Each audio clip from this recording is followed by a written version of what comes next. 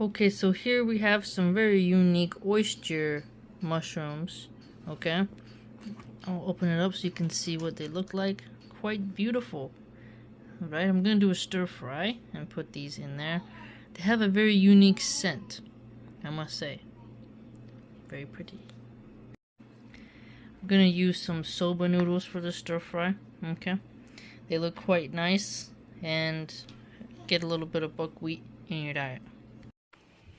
Alright, so we got the ginger, the garlic, sesame seeds, the mushrooms, the green onion, and the sweet peppers in the pan. We're gonna saute these up, and then I'll make the sauce.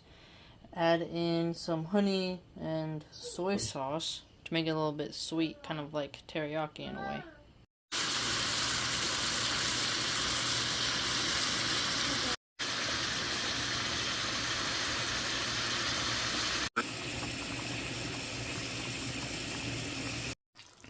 Alright, the stir fry is done. Everything turned out really well, condensed.